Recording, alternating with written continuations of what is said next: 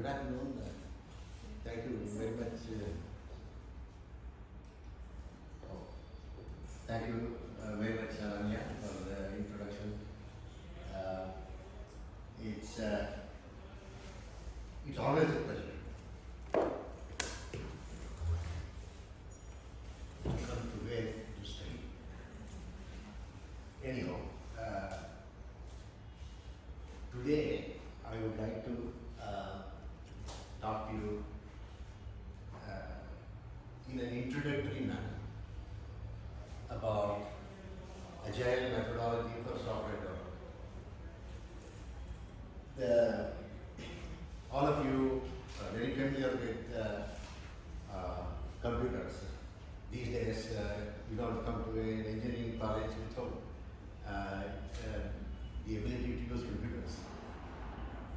But software has undergone maturity in the last several years, and the maturity is what requires an engineering approach to the creation of software.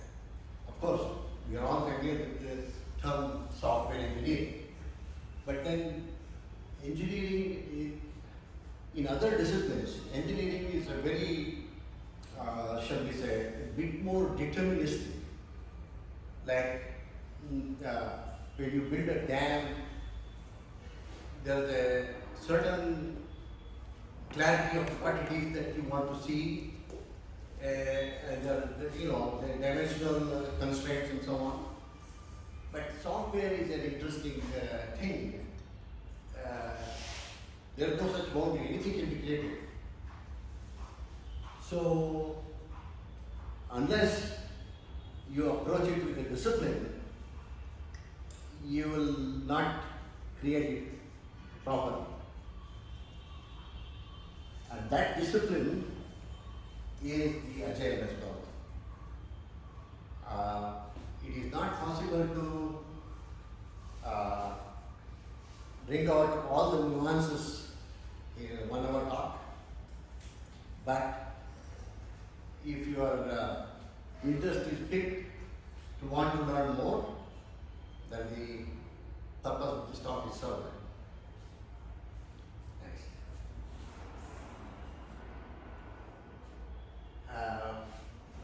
I kind of talked about why Agile already. There are several Agile frameworks that are created by engineers like you and me, except they realized that there's a better way to do software than what they were doing. So in other words, when you use Agile methodology, you are implicitly working on the shoulders of our prior software engineers. It's very important because you don't want to lose the benefit of their wisdom.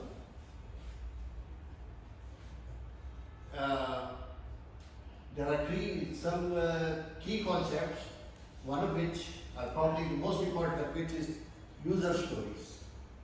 We'll get to that in a minute. And then the concept of minimum viable product. As I mentioned earlier, software, anything can be done in software, right? It's the hardware that provides any kind of constraint. There's no constraint in software. So there is a need to structure the development to not go haywire. That is the purpose of the minimum viable product. Then we'll get to conclusions. Next.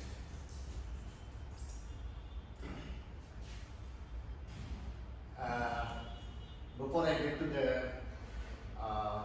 diagram, I would like to point out item number 2. In 2011, Mark Andreessen, Does everybody know who Mark Andreessen is? Anybody? Okay. How many of you use Chrome browser? Everybody. How many of you use any browser? You would want to know that the first browser for the internet was created by Mark Andreessen in the company Netscape. In those days it was called Netscape Navigator. Okay? Now, the browser was created in 1994. So, 11 plus 6, 17 years later, Mark made that observation, software is eating the world. Why did he say that? He noticed that no matter which industry you go to, there is a significant impact that software has on that industry. So he came to the conclusion that software is eating the world, meaning that that's a metaphorical phrase, at least in America it's used very much. Like if you try to build a new search engine, Google eat your lunch. That's what they say. Why? Google is a powerful search engine. So if you want to create a search engine, you better create something better than Google. Otherwise, Google will eat your lunch. So it is in that sense, software is in the world. Software conquers everything, right? So when you are creating software,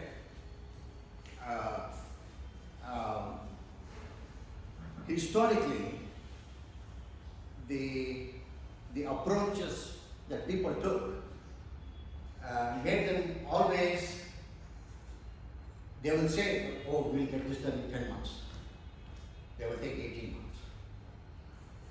And they will say, we'll get this done in 18 months, but we only need 20 engineers, let's say. But then, as the development went on, they realized 20 is not enough. There's so much to do. They put more engineers. So in other words, by the time the software got done, it was over time, over budget. That was the landscape, if you will, in the early days. The creation of the IBM 360 operating system is a well-known or well-documented exercise in software creation. And an interesting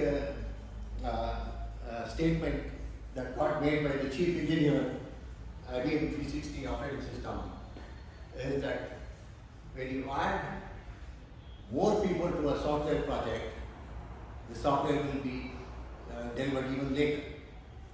Meaning, it's a paradoxical thing. If you add people, you would think that you will do it faster. No. You do it even slower. Why? Because the communication that is required among engineers before meaningful software can be created. So, the agile approach, you see here on the vertical axis,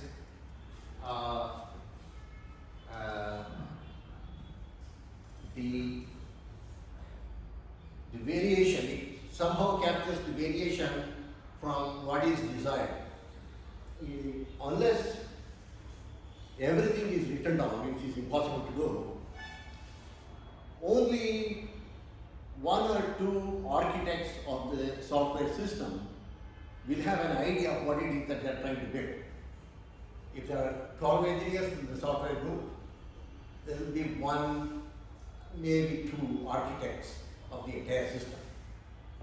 That vision is represented by 1.0. Okay? So initially, when you start building, you don't know many things. the variability is very high. As you start building the software in an agile fashion, the variability of the output start reducing and finally you get what you wanted exactly. I will, in the coming slides, illustrate what used to be the case in pre-agile days. Next. A little bit on the nomenclature. This is something dear to my heart. Capital Agile versus lowercase Agile. You can look up in the dictionary. I'm got it from Indian website here. That's what any dictionary will tell you. Something that is person is agile means very fast on the, stuff like that. Or somebody who is a quick thinker, agile person. I want to bring out that when we say capital agile, we mean something more, not just agile. Not the dictionary agile. There, of course, there is the dictionary agile. We do want things done faster. We don't want to be slow. But having an additional structure for software development is what makes it capital agile. That's what we will talk about. As in passing, I mentioned here, all the major companies today, they use agile methodology routinely. So if you try to find a position to work for any of these kind of companies, it will be helpful if you are able to articulate what agile is and how well you understand it. Of course, you will understand it better if you do it. It's not just textbook knowledge.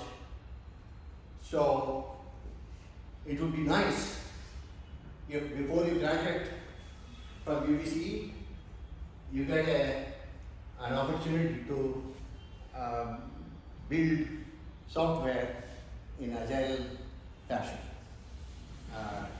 That's for the computer science faculty to worry about. So we'll go to the next one. Prior to the advent of agile methodology, the prevailing method of software development was known as waterfall.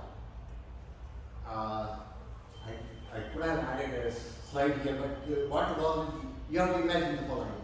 They typically, like for instance, any river, right, before it flows into the sea, it might go through several waterfalls. And sea is of course zero, right? Sea level zero. So the waterfall method is a metaphorical way of describing the method of the software development. So what the waterfall method, what used to do people?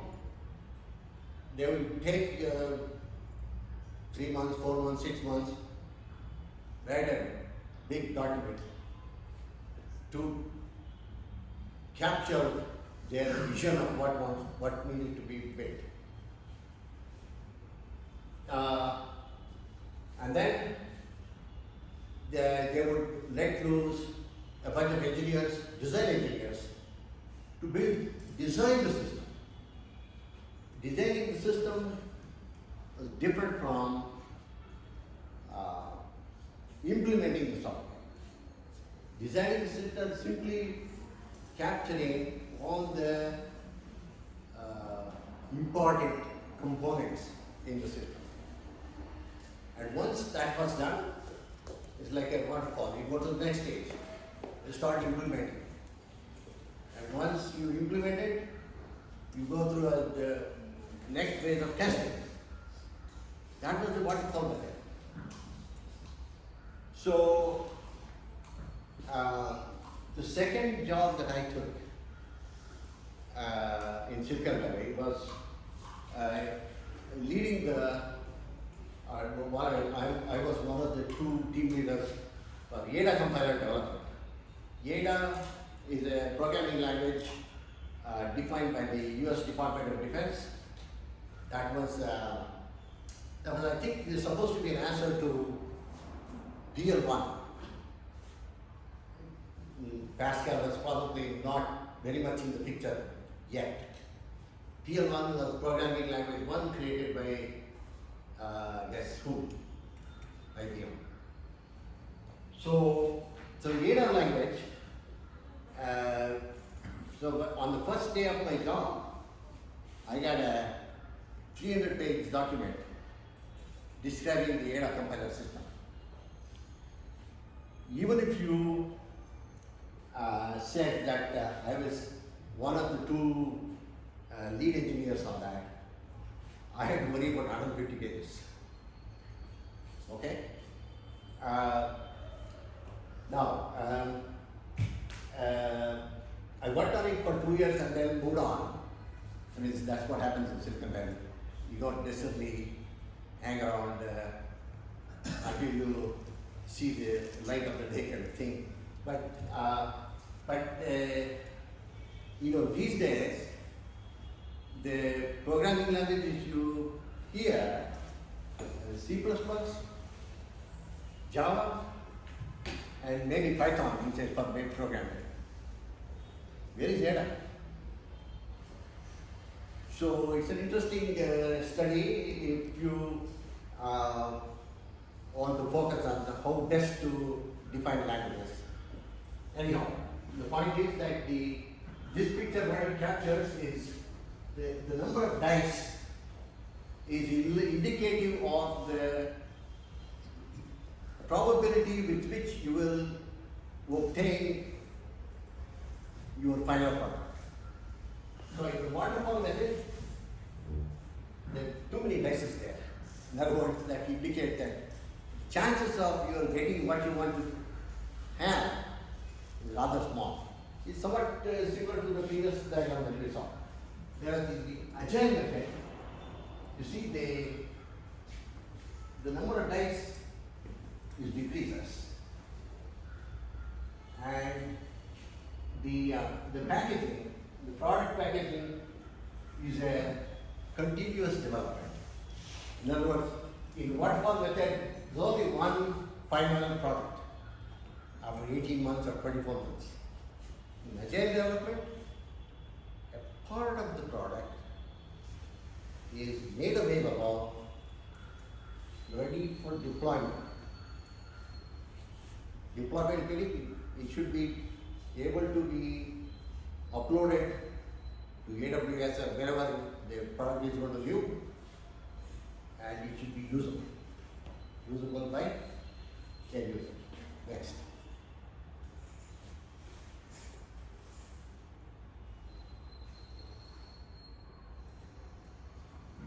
This slide is you can say, the formal beginning of the Agile methodology. These, how many? 6, 12, 17. Those 17 engineers worked together to capture what they felt was the most important aspect of effective software development. So they wrote up this Agile Manifesto. That was in 2001. This is not to say that some of these people, in particular Jeff Sutherland, Ken Schwaber, they were building software already even before 2001 in an agile fashion. It's just that at this juncture, they all came together to define a common set of way of describing what they would like to see done. Remember, these are all software engineers from at least a generation ago, right? 2001. So it's 21 years ago. Next.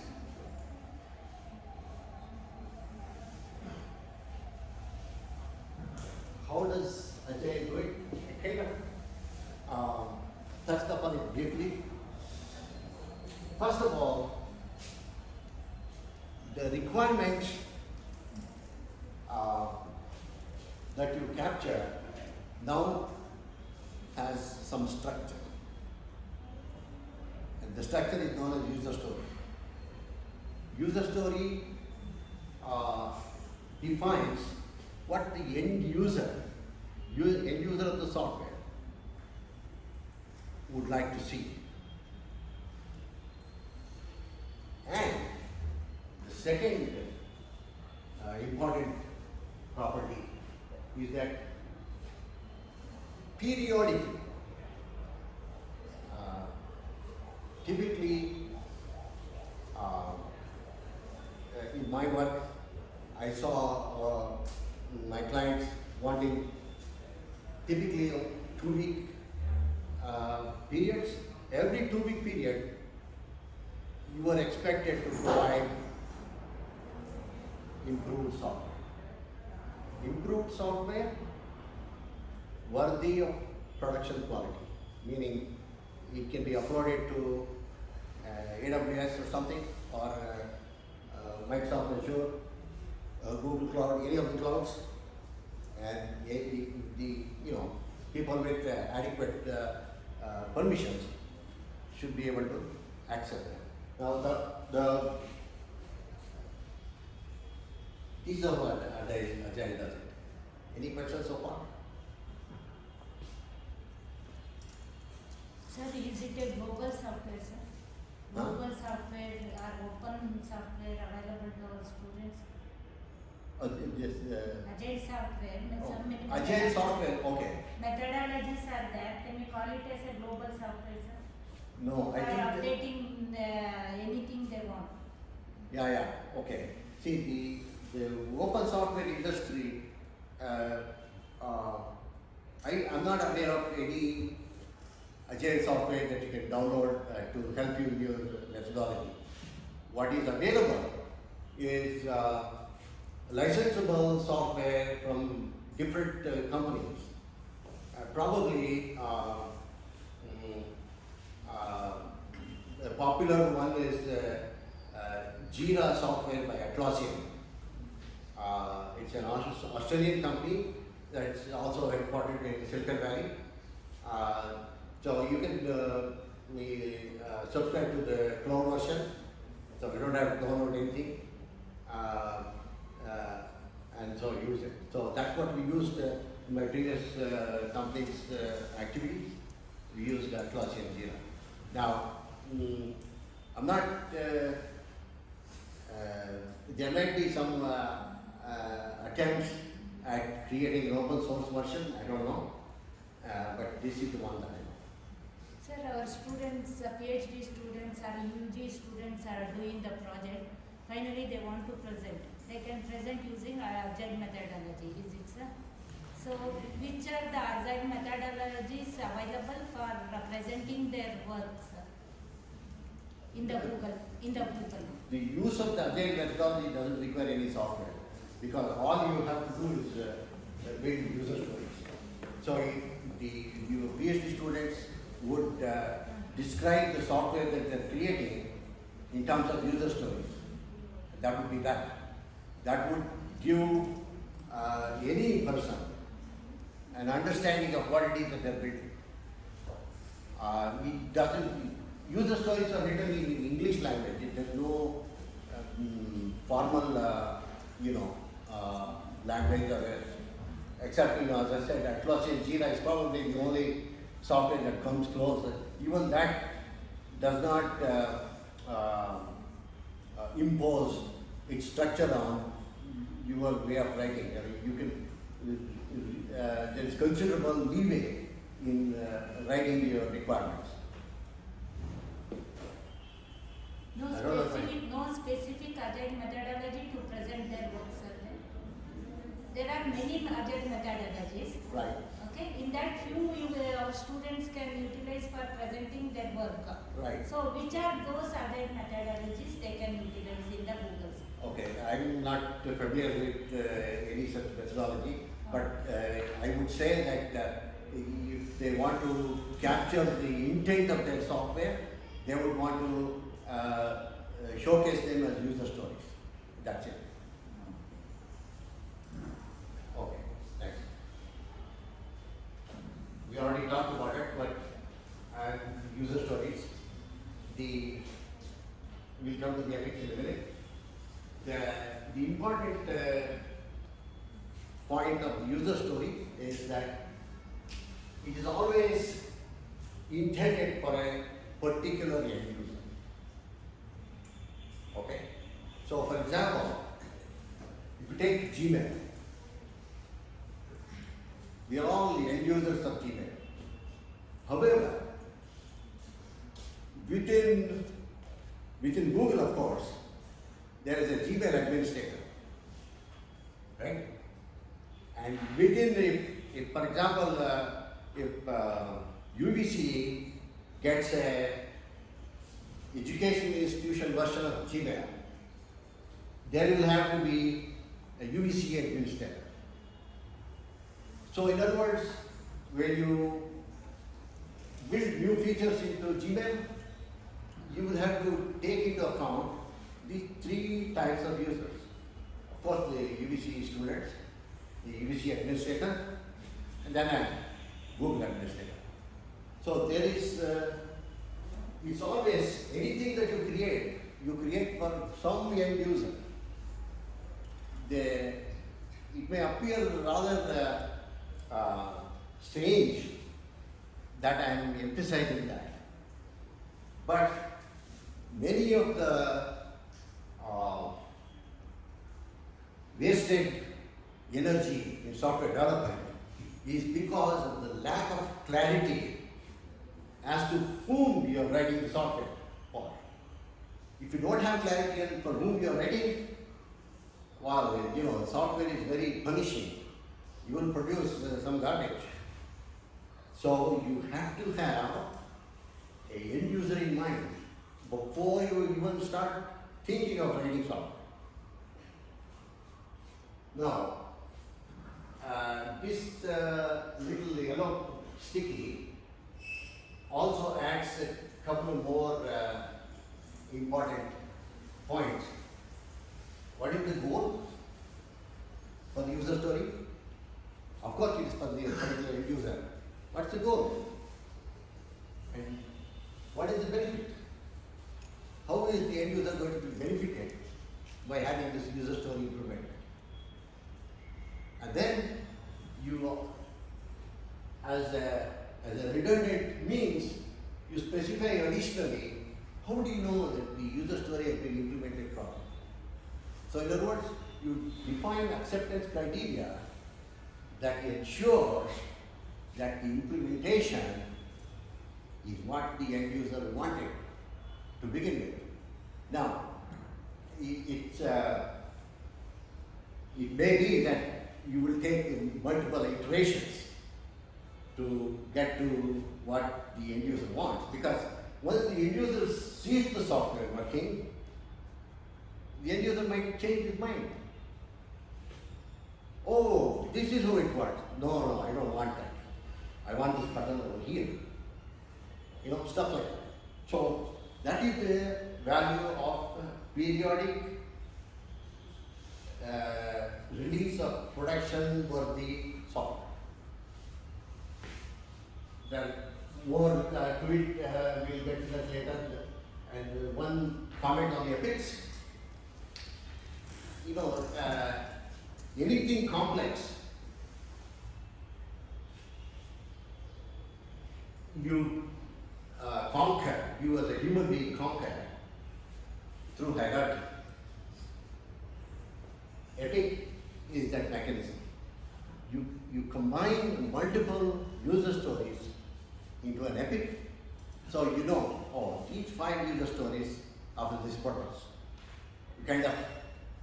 It's a black box, and if you have learned information hiding in your coursework, it's sort of like that. It's you're hiding information. You don't have to worry about individual user stories. You deal with the epics. Any questions so far? We'll go to some examples in the next.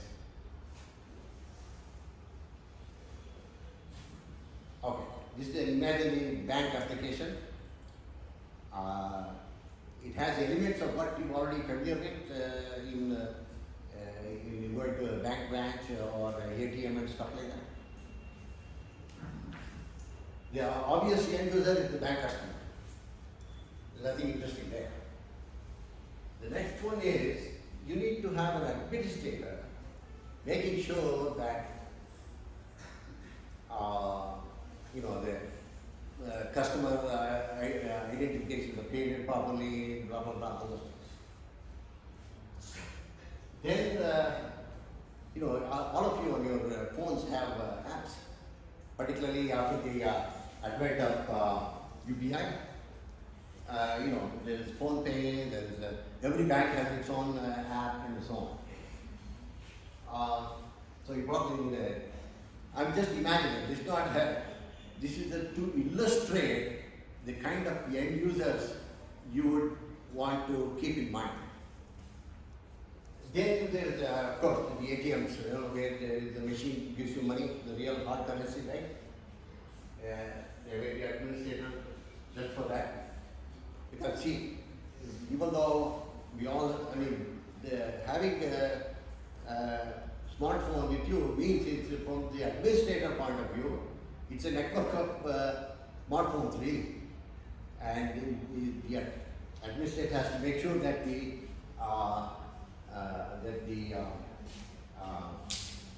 all the individual smartphones are working properly and so on.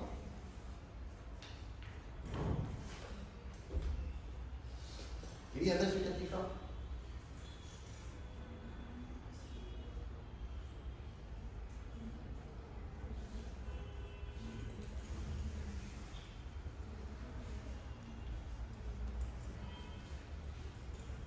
I just made this one up, not now, while making the slides. That is, if you have a bank branch, it may be useful to have a bank branch administrator. Why? Because the ATM, controlled by the bank, they might want to show some specific ads just for the which is relevant to the customers of that branch. Okay. So the important point is, before you start building your software, think through what the end users are. That's all the point here. Next. Okay. I captured here a few user stories to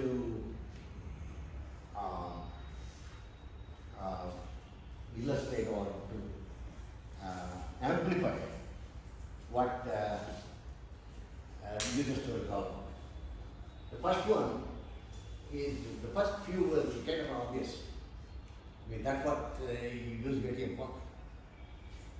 However, if you come to, I didn't number these, okay, the fifth one, as a bank customer, I want to be able to add a new UPI ID so that I can channel different transactions to different UPI IDs. Now, the reason I put this user story here is because I was very impressed by the advent of UPI within India when I came to India 2 months ago, this time. So eventually then I came to the threshold of having to create a UPI ID. I didn't know what to create. My brother told me, just use your phone number. So I created the phone, using the phone number, I created UPI ID. Subsequently, I realized that was not a great idea. And in fact, if you read through this one, this last one, I didn't like that, so I created a alpha UPI ID.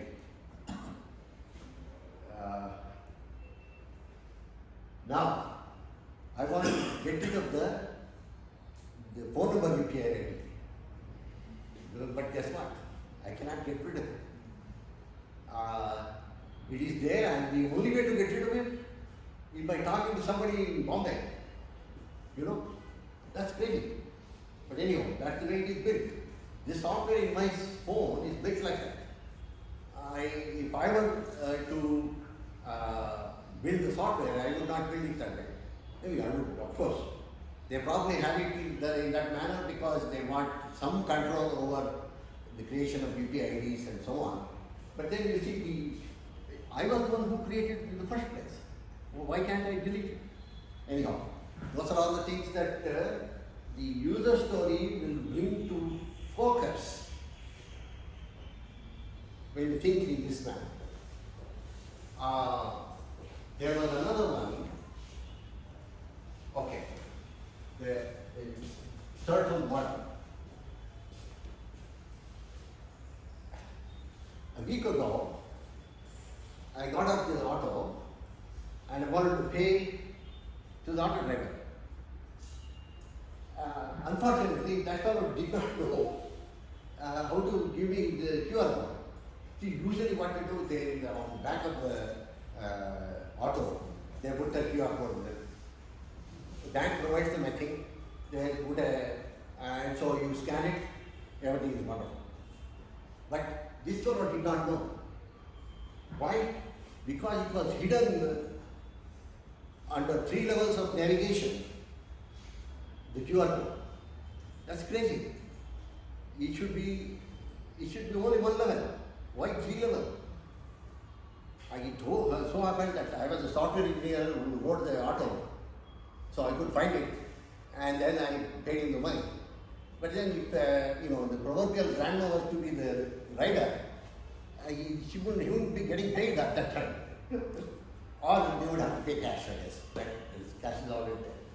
So the point is that unless you think through in this manner, the user story regimen, you will miss lot of nuances, and the result is not a happy customer. There was another, this is not necessarily, probably related, but I want to relate this incident. In another situation, I paid the fellow whatever he asked for, but then he showed me on his phone, sir, he didn't get an acknowledgement on his phone. It's kind of weird.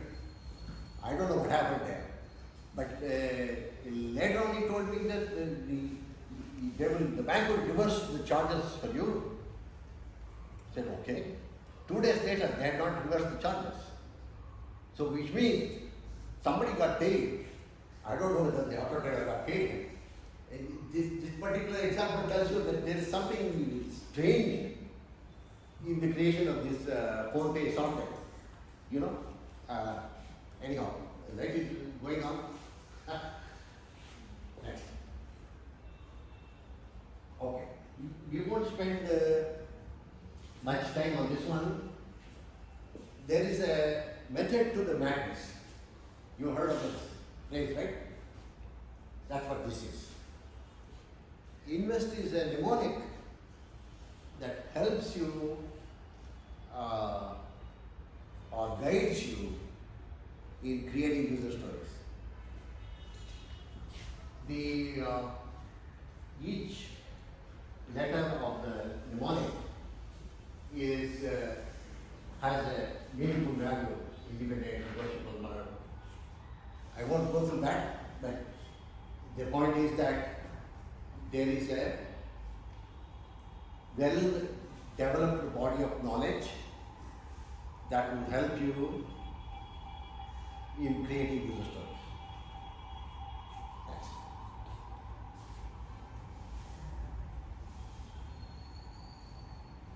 Let's skip. Okay. So far, what you understood what I have talked about in user stories and Agile. It so happens that as the Agile thinking took ground, independent groups of software engineers created methodology that was suited for their purpose. The common things were all the same: user stories and creation of software at regular intervals. That is the same. But when it comes to the mechanics of everyday activity, there are slight differences. But what you want to keep in mind is that Agile is a philosophy of a philosophical way of approaching software development, always keeping the end user in mind. So, Scrum, it turns out that if you look at this, there's a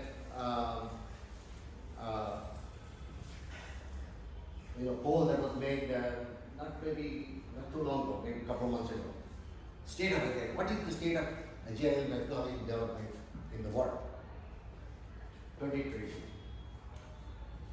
There you see, you cannot read this, don't worry about it, but the top one, trust me, is Scrum. Of the various methodologies that are in vogue, in whatever fashion, Scrum is used by 90% of the world, or 90% of the software groups in the world. So, what it means then is, you as a student of Agile should pay attention to Scrum. If only because 90% of the software groups are using it.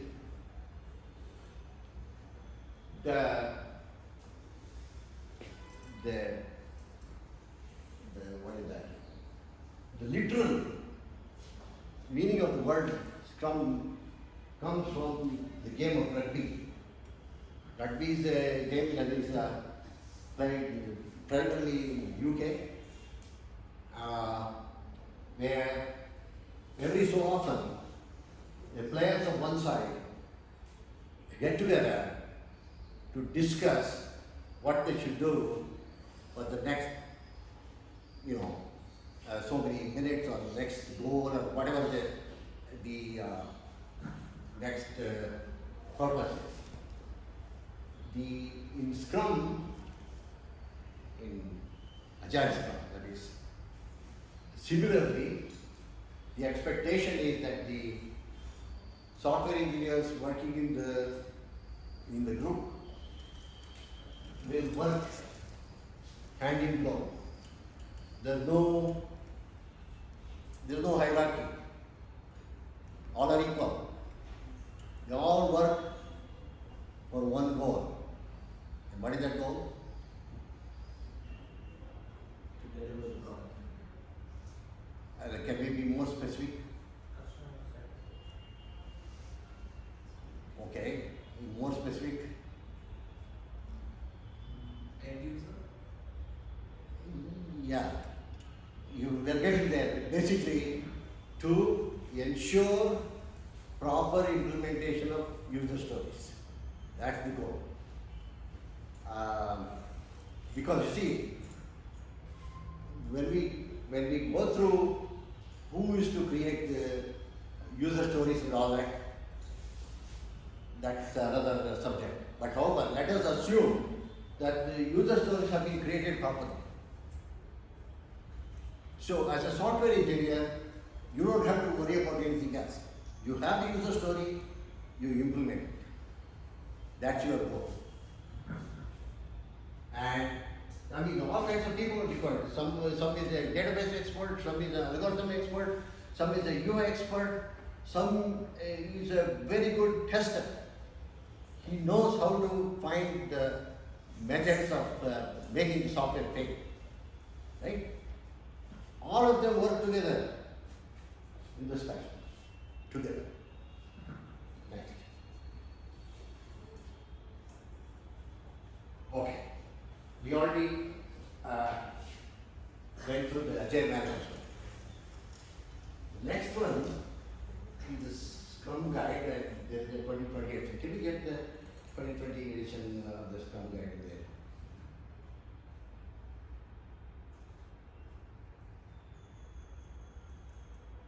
Okay. Still loading? Oh, God. Anyhow, we did preload that particular website to, it's up there. So you have to change you have to present the website.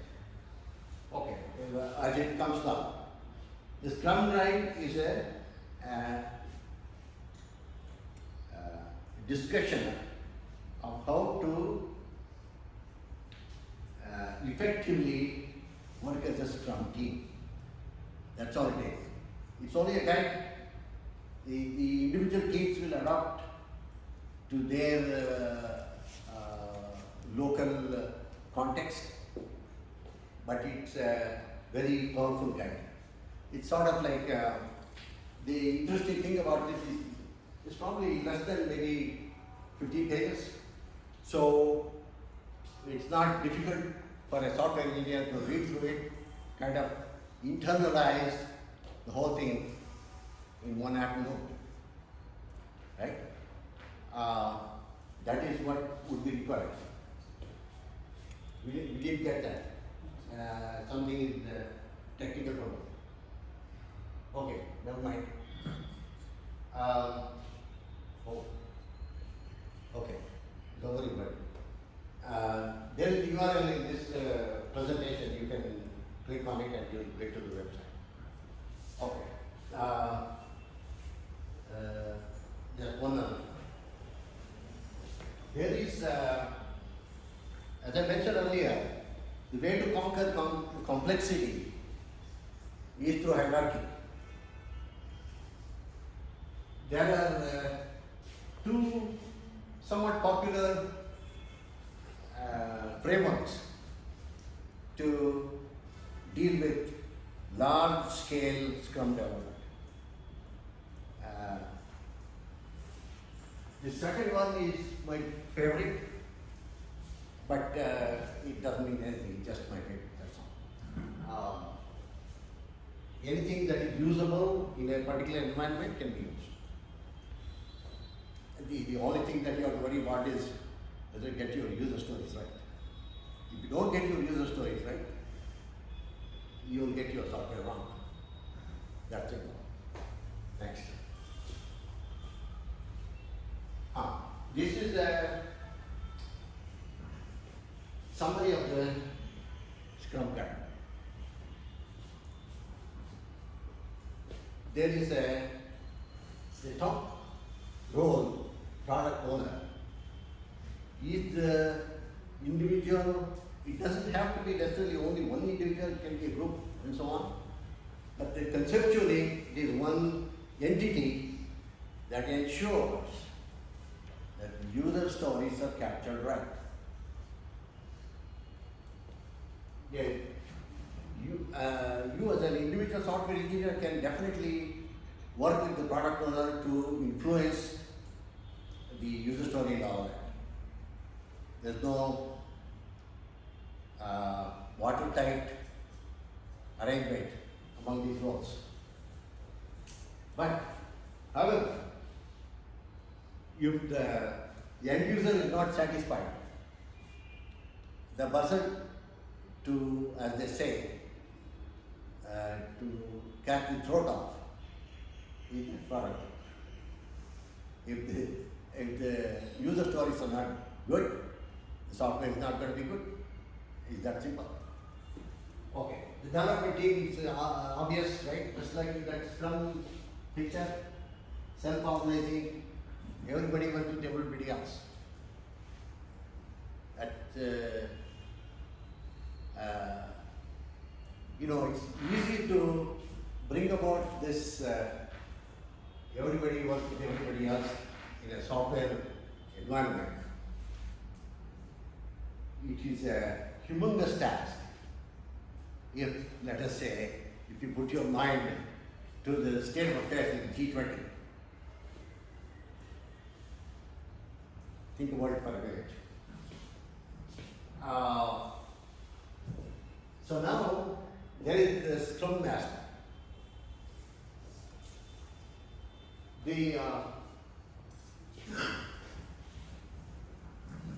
Everybody is working with great gusto, day in and day out. It is important, it's probably even necessary to have somebody to have some kind of oversight as to whether things are proceeding properly or not. When I say properly, there's only one yardstick to measure God properly. Whether the end user stories are getting done right, not only in terms of content, but also in terms of cadence. Namely, every so often we need to provide production worthy software. It's easier said than done. My experience tells me that I used to work with a bunch of engineers in Ahmedabad. It took me probably 2 or 2.5 years before everybody began to realize that when the sprint is done, the user stories must be usable, completely usable. Think about it. Okay, next. So in the Scrum parlance, these are the primary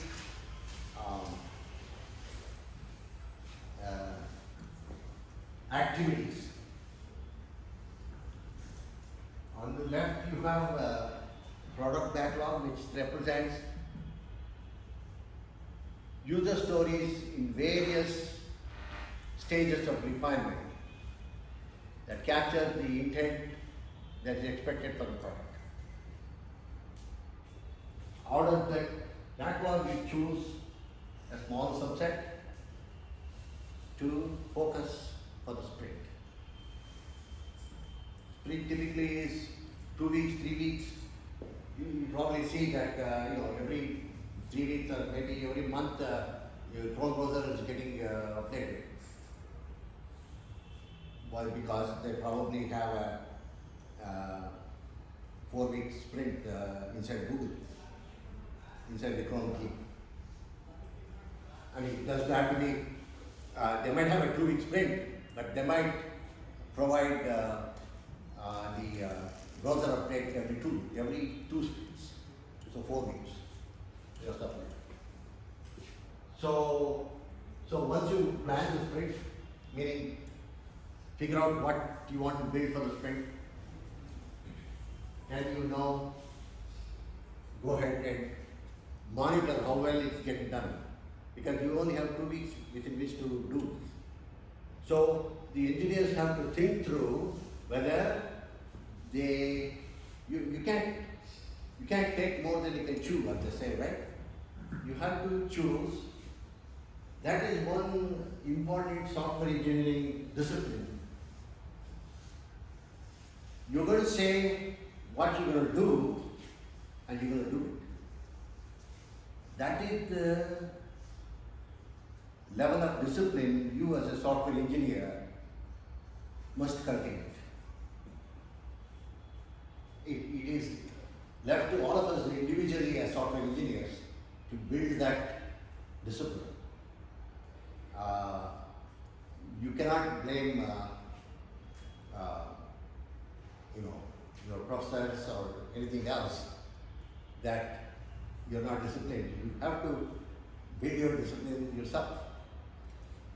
So at the end of the sprint, then you have a potentially shippable product increment. Meaning the user stories that have been implemented are ready for use, end user use.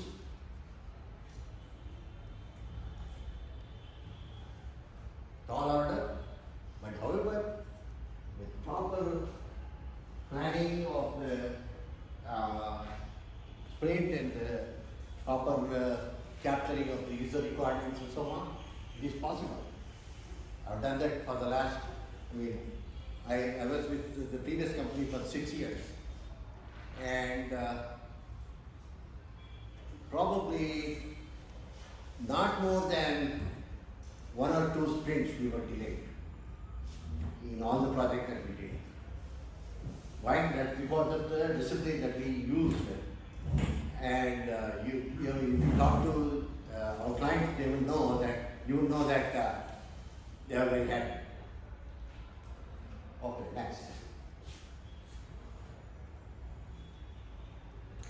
We already talked about that based on the diagram, so skip next. Let's talk about this one.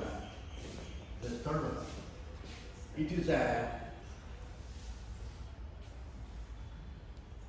most Scrum teams find it useful to meet on a daily basis for like maybe not more than 15 minutes.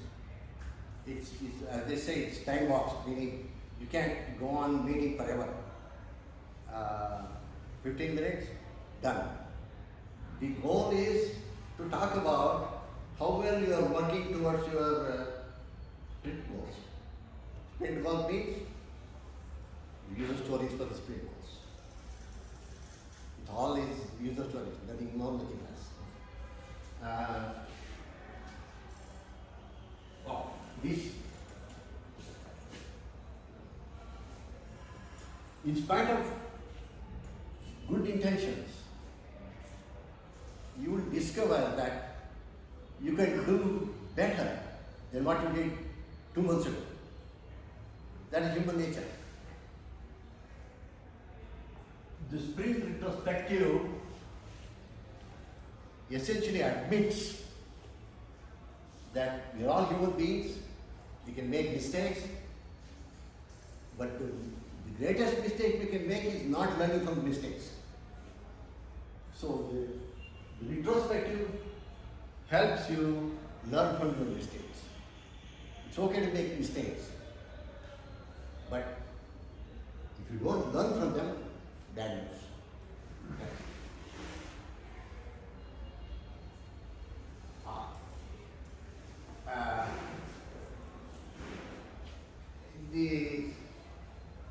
I don't know whether you are still young because none of you have graduated yet, but in the first few jobs that I was in, I used to encounter individuals who used to play with their cards close to their vest, meaning they would not share anything because they were afraid by sharing they somehow reduce their own value. Kind of a wrong thinking, but nevertheless the thinking existed, and I suffered through that environment. I was not going to do that, but there would be others that did that.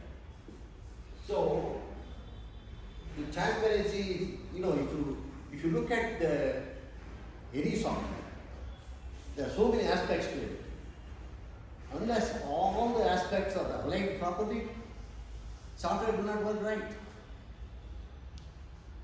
So,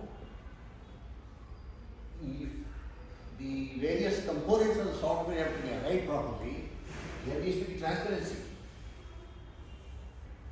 If anybody has a question regarding the software that's getting created, that question needs to be answered, and so on. That's the only way. It sounds strange that I'm emphasizing on this one, but it is very important. Then there is the word done. There is a tendency to use this word lightly. So you ask somebody, so how is the user story going? Done. Done. Then the original questioner asked, Really? Are you really done?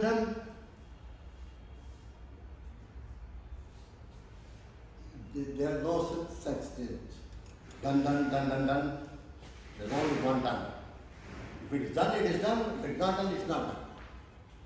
And in order to say that it is done, you need to have built your user story right. Then anybody can look at the implementation and say, yes, it is done.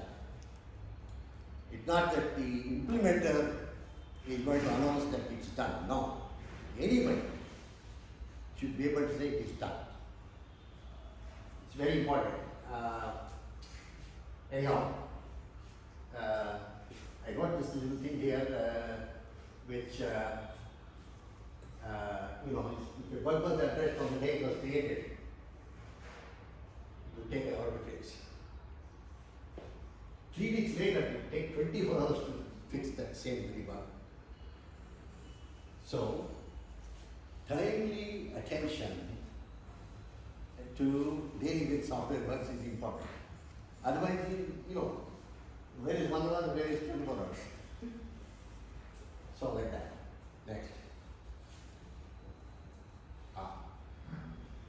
There is a reasonably well developed body of knowledge. As engineers, you all like to quantify things, right? Yes, you got tools here. Once you have a user story, there is some well-documented prior knowledge regarding how to quantify user stories. Now, one word of caveat, there is a tendency to assign too much of a meaning to these story points. It's only an abstraction, should be learned as such or should be treated as such. So, once you have a user story, the expectation is that the engineers working on the implementation of the user story will together quantify the user story. How much is effort is involved? And there are 2 schemes that may be applicable. When we started the binary scheme, then we moved on to Fibonacci scheme. Fibonacci scheme is it seems to be a better model of capturing complexity. So you probably know the Fibonacci numbers, right? 1 plus 2 is 3, 2 plus 2 is 5, and stuff like that. So, if by looking at user stories, you tend to assign the complexity number to the story point. There is how you want to do that. For those poker player types, there is a thing called panic poker. Where blindly everyone assigns the complexity number, the story point, to the user story. Everybody opens it up. Whoops. There's one fellow with the 8, everybody else is fine. Now the 8 has to explain to everybody else why the story deserves the 8. And the algorithm concludes when everybody comes to the same understanding that story is, in this particular case, story is probably 8 points and not 5, because those other people who said 5, they really appreciated the complexity that the 8th person was explaining, and so on. So there is a good complexity, or rather good quantification in the story points. It is possible to be very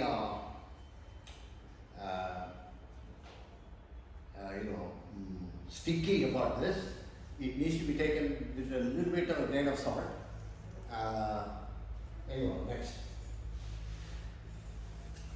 Now, once you have story points worked out for user stories, let's say you chose 6 user stories for the implementation.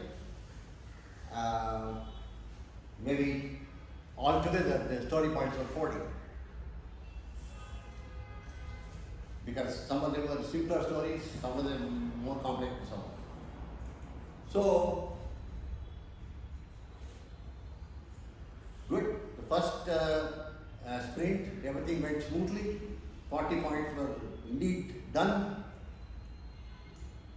So now we have a quantifiable way of determining the progress of the software development.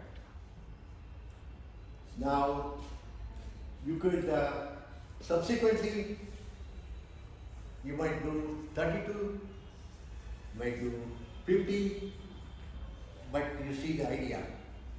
You see some kind of a pattern that determines what the team is capable of delivering.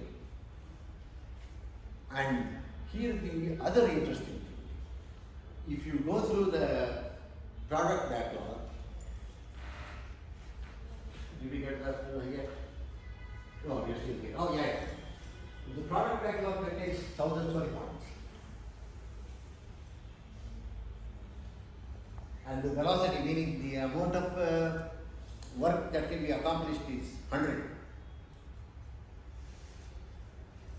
You can say with reasonable confidence that maybe we will need 10 sprints to complete this whole thing. Turns out this is a reasonable, plus or minus 2 sprints, this is a very reasonable way of determining when we can deliver to the client the complete product. That is the quantification aspect. As you gain more experience, you will begin to appreciate the value of this. Otherwise, it might sound rather abstract.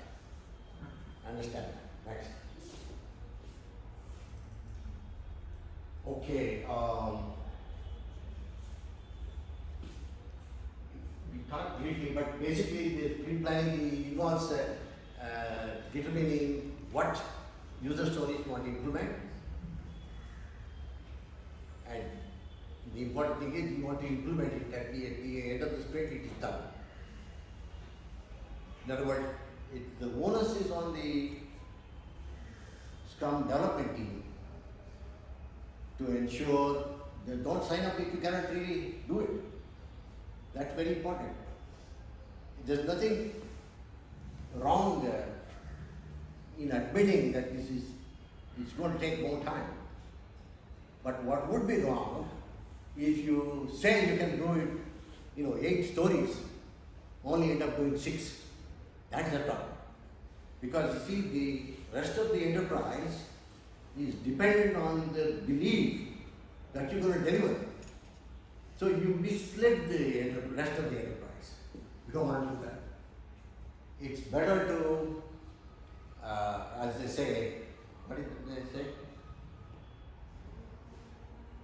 Under promise and over deliver. Thank you. Yeah.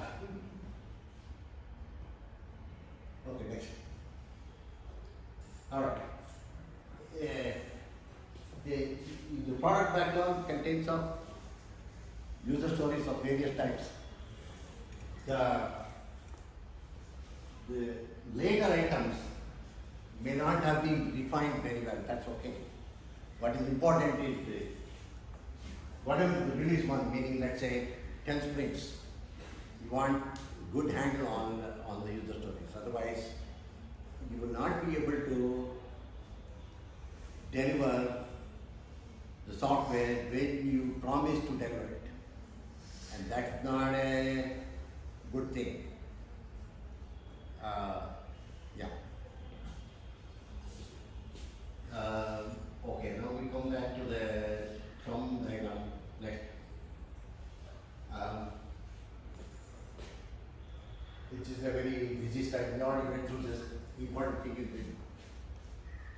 at the end of the sprint, you got something that is more than what was there at the end of the previous sprint. And everything works smoothly. No difficulty whatsoever to any end user. Okay. Next. This is just this way of capturing how the progression is occurring, namely the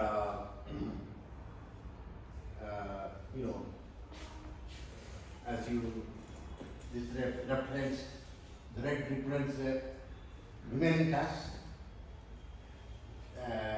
Of course, the blue line is the ideal. The real life is not nowhere near ideal. But somehow, if you have done the planning right, you will get done at that end of the duration. Okay, next.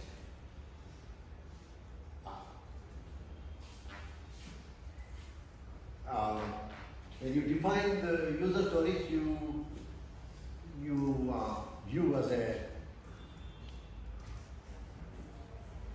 visionary of the product. Need to have some kind of a progression that you would like to see. No matter what you do, the software is such a beast. I don't remember when Gmail was first introduced, 15 years ago or something. Now, in those 15 years, Gmail has introduced so many features. Are they done? No. Now they are building AI underneath to help you with so many new features. So, the product owner for the Gmail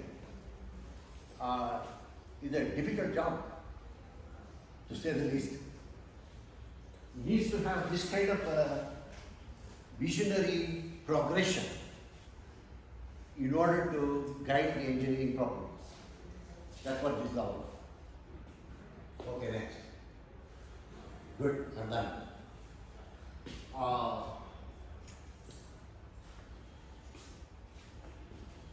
There are three groups of conclusions.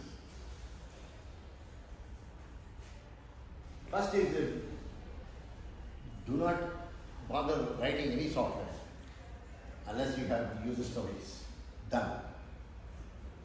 Now, it's not just what you imagine as user story, it is helpful to have other pair of eyes or other software engineers review that, right? And the second one is, of course, you've already seen me emphasize multiple times. Every so often, you get something more than what you did have the previous day.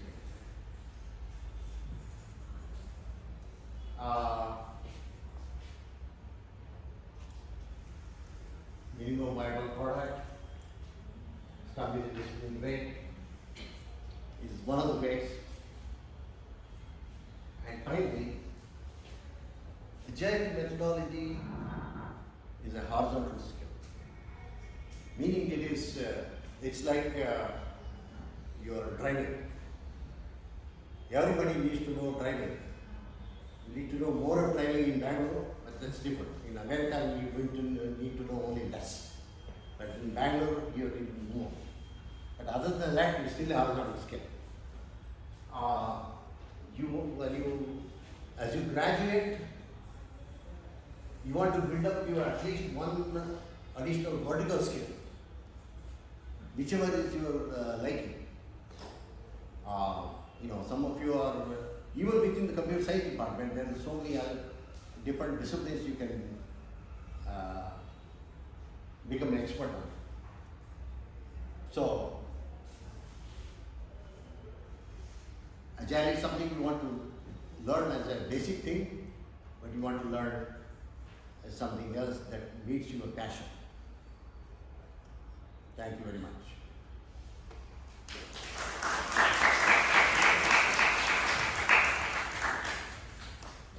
Nobody asked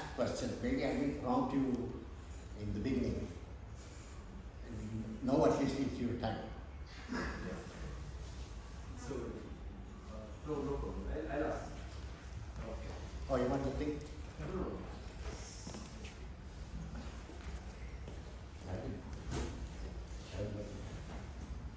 So Ramesh, thank you for delivering a wonderful talk on agile methods.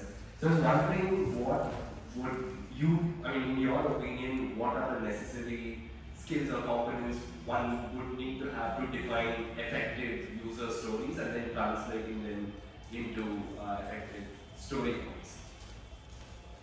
Well, firstly, you want to be in user's shoes, as they say. You really have to think in terms of how the user would use the product. The quantification of the user story is more of an engineering exercise that the end user does not care about. You care about it as an engineer because why? Because you want to build software in a dependable manner.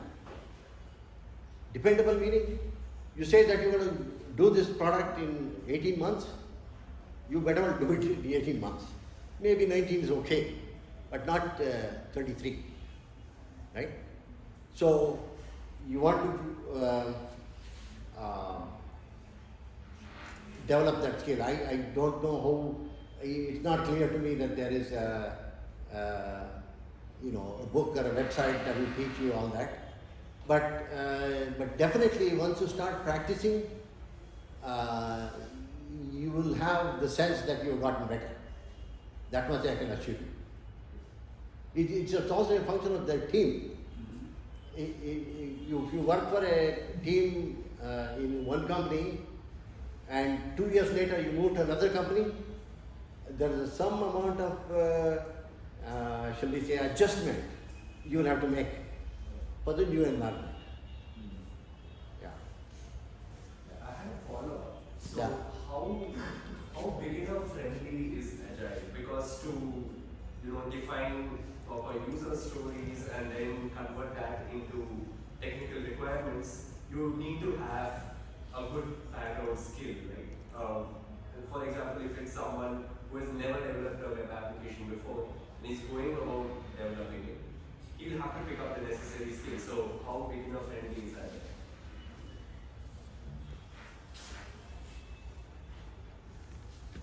I got Scrum certification or Scrum knowledge about 10 years ago. So I graduated from UVCE 50 years ago. So 40 years I lived life without Agile. Now I cannot think of living my life without Agile. Why? Because I don't see any other method that simplifies the work that you need to do. Any other way is too complex. Why? Because if there are 6 engineers in a group, in order to communicate to the other 5, you have to use some standard methods. And what is that standard method? You're going to write 100 pages of English? No, they're not interested. What you do, you write 15 user stories and give it to your colleagues. They will comment on it. You iterate. Then you have the beginning of a product. Now, it might be that once you do this for a while, you become so good at it that the first iteration that you provide to your colleagues, they all have to accept. They cannot see anything wrong in you. Everything seems good. That's one way that you might mature in your career. Of course, you should, if you value the fact that you are able to get to the user stories so quickly. I think it is useful. In fact, there have been attempts to use agile methodology in so many different industries. Car building is one. Of course, Tesla as a company is big on agile. BMW is big on agile. They are all, there's hardware software combination. So I don't know whether I asked you a question, but I don't see, any other way. Once you start describing what you want to do, you will see the difficulty. And you want to make the other 5 engineers in your group feel comfortable in terms of what you're doing. They shouldn't have any doubt as to what you are doing, because they know the user stories that they're looking at. Okay, this is good. Anybody can implement this. These user stories can be good. So as a matter of fact, I would suggest to the computer science faculty here that if it makes sense, let's imagine a project, a final year project, for example, with maybe let's say half a dozen students together working. So one has to imagine a complex set of product to be built. It will be a very good exercise to simply, particularly if the creation of user stories takes, let's say out of 4-month semester, you take 1 month to get user stories, and then in the next 3 months, you got 6 sprints, implement everything. I don't know. The faculty has to worry about it. It's not my problem. But it will be a useful exercise. Believe me, because the graduates, first of all, the employers employing the graduates will love it. And of course, graduates will love it because it was so easy to get the job. That kind of thing. Yeah.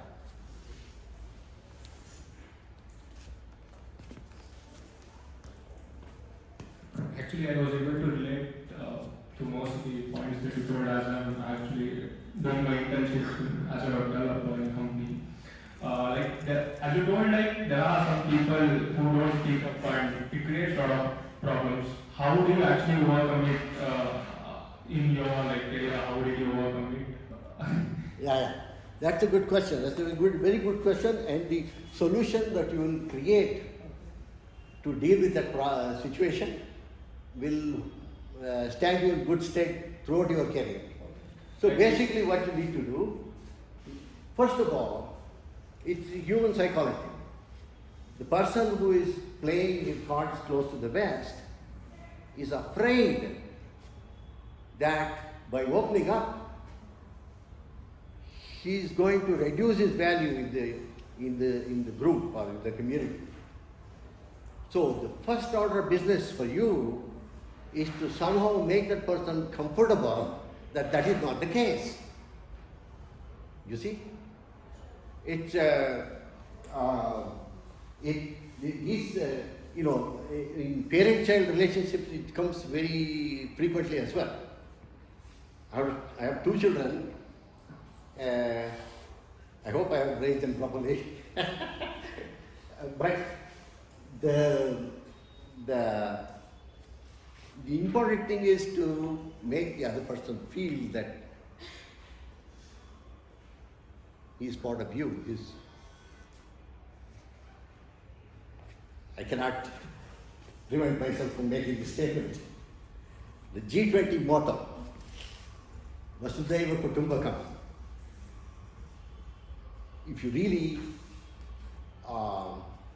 live it, meaning everyone in the same family, then that person will open up. Because there is no reason to fear. Everybody is same. We're all working towards the same goal. So that realization you have to build into the other person. It's not an easy task, by the way, but you will not have wasted your time to hone your skills in that direction. So let's say like you want to build a software Yeah. in the quickest way possible. Would you still prefer agile or would you like go for other methods or what do you do or a combination of 2 or 4 methods? Okay. See, there is first of all, agile methodology is only one. There are many frameworks, like SCRUM, Kanban, so on. Now, if you didn't want to use agile methodology, then you are faced with the prospect of creating 300-page documents that nobody wants to read. So you really don't have a choice. Because if the other person is a very good software engineer, but simply will not get to read the 300 pages that you wrote, first of all, it's not easy writing 300 pages, okay? Because you can make a mistake in writing the document. Whereas in the case of user stories, it is so very well structured. Even if you made a mistake, it's so easy for others to see. So I really don't know what else you would want to use. Yeah, maybe I don't know. See, I'm kind of gotten used to it. Yeah.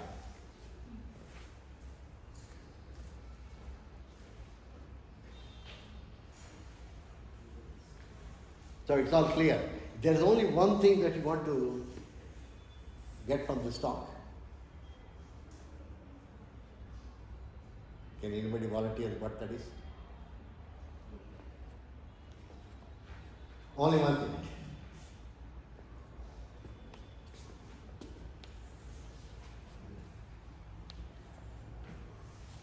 No, Agile is not the answer because that is the general talk. But you're going to take only one thing home. What is that? You make the software simple by breaking down things into structure the branch. But this is, you got already 15 words in there. Can we do it in 2 words or 1 word?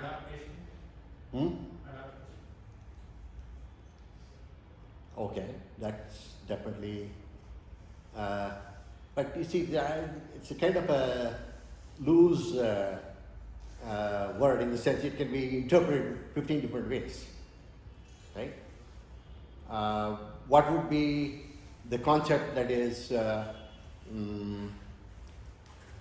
would not be misinterpreted?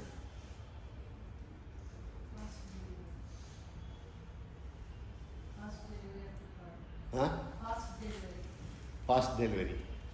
Okay, that's a good thing to have. But that's not what I had in mind. It certainly is a good thing to have. I mean, there's no doubt. I mean, who doesn't want fast delivery, right? Anyhow, it's not such a what do you call mysterious answer. User story. That's it. If you are able to think in terms of user stories, you will build very, very good quality software that the user will enjoy. That's what you want. When you say enjoy, that means he is willing to pay for it, right? So only one thing, user story. Good done. Thank you very much.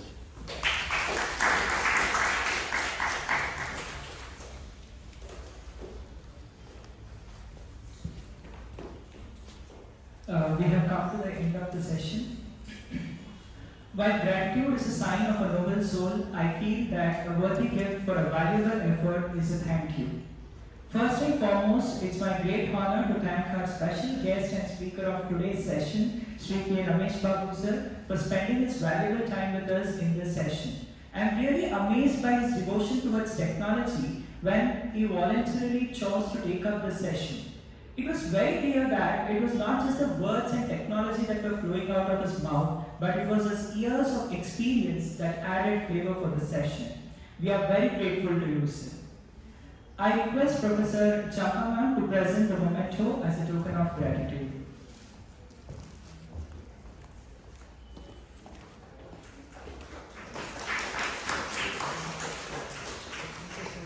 Thank you. Very nice. Yeah, by the way, you are in an institution with this kind of heritage. So, become successful as Sir Vishwacharya was. Thank you. I would like to thank Dr. Ramesh, Principal and Interim Director of UVCE in his absence. Lots of gratitude to Dr. H.S. Vimalama, HOD, Department of Computer Science and Engineering, for giving us this opportunity to conduct such a valuable session. We always need a medium to communicate with such great professionals. I happily thank Dr. Samyama Gunjal, Associate Professor, for bringing such a prolific person which made this session a successful one. I thank all teaching and non-teaching staff who have been the primary and subordinate reason for the success of this session. Until and unless there are techno enthusiasts like you guys, technology can always take leaps and bounds on its way. I am very grateful to all my dear friends for your patience and enthusiasm all through this session. Thank you all. Refreshments are arranged for all the enthusiasts of technology. You can have. Thank you.